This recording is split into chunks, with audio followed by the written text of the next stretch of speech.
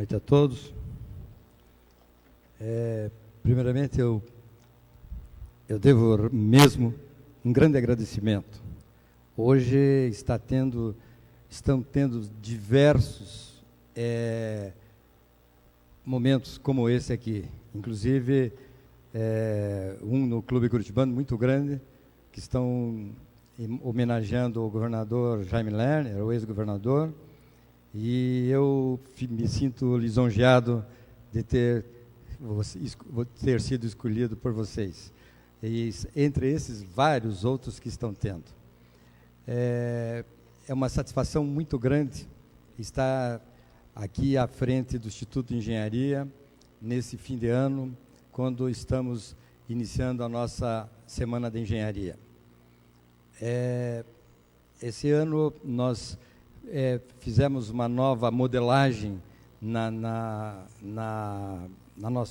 Semana de Engenharia, e eu gostaria de contar com a presença de todos vocês na continuação.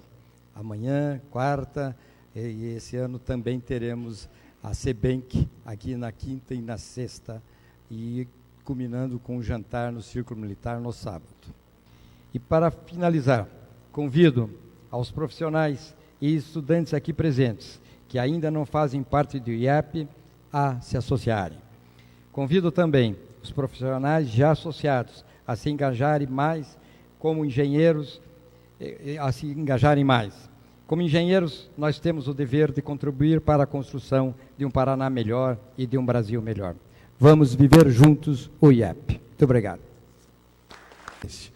Essa revolução, período de até atrás, e outro negócio que foram de projetos de internet. E aí a gente estava desenvolvido de fazer engenharia capacidade, que tinha compras. E o P do Construction, a gente subcontratou. Aqui, ó, por exemplo, isso daqui tem uma linha de costa aqui e uma linha de costa aqui. Uma ortogonal aqui e outra aqui. Ele traçou as duas ortogonais, nós vamos ver numa transparência próxima, e definiu essa bissetriz desse alinhamento. E no caso do Paraná e do Piauí, a hora que ele executou essa simplificação, digamos assim, nós caímos no que a gente costuma brincar no caso da gravata borboleta. Ou definimos um mar territorial para o Paraná, que no princípio formava essa gravata borboleta aqui, onde exatamente esse ponto que está aqui seria um ponto que seria divisa do Paraná, Santa Catarina e São Paulo. Mas eu não poderia me furtar, primeiramente, a cumprimentar o Instituto pela Semana da Engenharia e dizer que é muito satisfatório que o tema do mar territorial, bandeira levantada pelo nosso amigo Jonel Shed, endossada pela OAB, pela Universidade Federal, vem agora a ser discutida aqui, porque nós sabemos da importância do conhecimento técnico dos engenheiros que podem realmente nos subsidiar. A Comissão de Direito Internacional da OAB Paraná foi instada a participar e o fez com muito gosto. Boa noite, senhoras e senhores.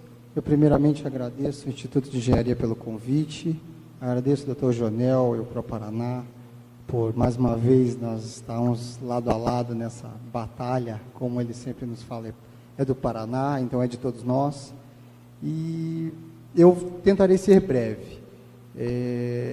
A missão da OAB, ela, de certa forma, ela foi fácil. Ela foi fácil pelo seguinte motivo: o trabalho realizado pelo professor Koenig Veiga e pelo Instituto de Geografia do Paraná foi excepcional. E quando esse trabalho de fundamentação ele é muito bem feito, facilita para qualquer advogado. Então, a missão que a OAB do Paraná teve em relação a esse trabalho foi responder algumas perguntas e dar o embasamento técnico jurídico se podemos fazer isso? Sim, podemos fazer. É constitucional? Sim, é constitucional. Existe a viabilidade jurídica da modificação da regra atual? Sim, existe. Assim abre-se hoje e assim se institui um novo capítulo importante na luta que se tornou pública desde maio de 2012.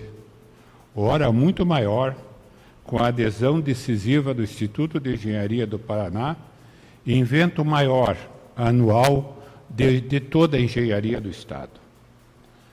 Soma-se quanto à necessidade em estabelecer-se novos critérios técnicos científicos, de ordem jurídica, de ordem legal e de fatos históricos que sustentem a verdadeira demarcação geodésica em paralelas na divisão do mar territorial do Paraná. Que foi essa lei que acabou definindo como foi feito, ou como deve ser executado os limites do mar territorial no Brasil. Essa lei, se nós destacarmos um pedaço só da lei, da parte que nos interessa, digamos, do ponto de vista de engenharia, ela vai dizer ali, no seu artigo 9º, tratar as linhas de projeção dos limites territoriais, etc., segundo a linha geodésica ortogonal à costa ou segundo o paralelo. Então a lei já começa meio confuso, dizendo segundo um ou segundo outra coisa. E nós vamos ver qual foi o entendimento dado pelo IBGE, que é o órgão responsável pela definição disso, dessa lei que nós temos ali. Senhoras e senhores, boa noite. Complementando o que o doutor Steve tinha falado agora há pouco, lembrar que as 200 milhas a que ele se referia são as 200 milhas da chamada Zona de Interesse Econômico do Brasil, né? Então, se prolongam, se projetam sobre o oceano, a chamada plataforma continental, e atingem um ciclo de 200 milhas, segundo uma convenção internacional e legislação brasileira. E, a propósito, o nosso companheiro Fernando Fontana, conselheiro do Pró-Paraná, estava retornando de uma viagem ao exterior e nos informou que, quando ele passava pela Sicília, ele encontrou lá uma conferência de países da bacia do Mediterrâneo, que estavam exatamente estabelecendo parâmetros, doutor Steve, sobre a aplicação das zonas costeiras, com base nesse critério que nós estamos defendendo, que a Universidade, através do professor Veiga, e a OAB, através do professor Steve, estavam defendendo, de uso do critério de meridianos e paralelas.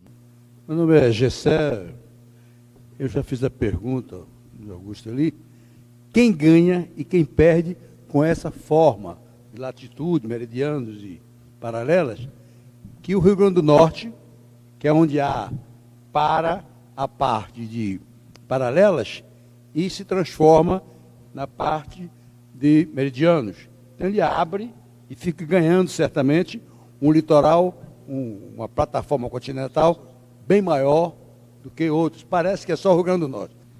Bom, respondendo quem ganha e quem perde, vamos falar em áreas, não vamos falar em dividendos, nada, em áreas só. Até mesmo lembrando que o Steve falou, da importância que a gente tem de ciência, de defesa da proposta, não para fins de royalties, mas para fins de questão de definir limites efetivamente. Então, a maior parte dos estados, eles vão ter uma pequena diferença em área, um pouco para mais ou um pouco para menos. O estado do Rio de Janeiro perde em área, porque o estado do Rio de Janeiro tem uma configuração geográfica para a situação atual, da forma como está sendo feita, bastante privilegiada, que vai abrindo as divisas. E agora, nessa nova proposta, isso vai ficar um pouco mais fechado. Então, vai perder em área efetivamente. E os estados da parte norte, que o senhor havia perguntado, porque da questão até dos meridianos, na realidade, basicamente, eles empatam da situação que está atualmente. Mas fica uma coisa, uma forma de definição desses limites igual para todo mundo. Então, perde em área. Logicamente que o Rio de Janeiro perde uma área importante, que tem alguns poços de petróleo, isso vai ter implicações lá para frente. Mas em área mesmo, para quase todos os estados vai ficar muito parecido. Perde um pouco para mais, um pouco para menos, mas acho que todos temos a ganhar pelo critério ser de fácil execução e para acabar com dúvida e briga. O que nós vamos conversar hoje é um tema que tem este nome, modelagem da informação da construção. É um tema recente no sentido de divulgação no Brasil, mas não tão novo. Já é aplicado em vários lugares, vários governos demandam esse assunto. Enfim, nós vamos mostrar um pouco tem que apontar para cá, numa agenda que é falando da integração das diferentes dimensões do 3D com geometria, o 4D com tempo, o 5D com custo, o ND com outras dimensões como Facility Management ou manutenção e operação da construção. Alguns chamam 6D de sustentabilidade aplicada às edificações e assim por diante. Então, a ideia é mostrar alguma coisa sobre os conceitos e vamos adaptar aqui. Ok. E lembrando aí, fazendo um primeiro histórico rápido de como é que esse conceito de usar modelos tridimensionais com informações adicionais não gráficas apareceu na história, pelo menos na minha história, isso já tem um bom tempo. O BIM na prática, né? O que é o BIM na prática, então tentar traduzir um pouco de toda a teoria, de todo o embasamento teórico que tem a tecnologia para a prática, quer dizer, para a nossa indústria aqui, como isso tem funcionado, como a gente tem prestado serviços de BIM para o mercado, alguns cases e depois eu vou falar um pouco da empresa. Né? Então, para poder falar um pouco do BIM, eu fiz uma primeira parte da apresentação, que é a visão que a gente tem hoje do mercado da construção, hoje, do método tradicional de se fazer projetos. Então, de maneira geral,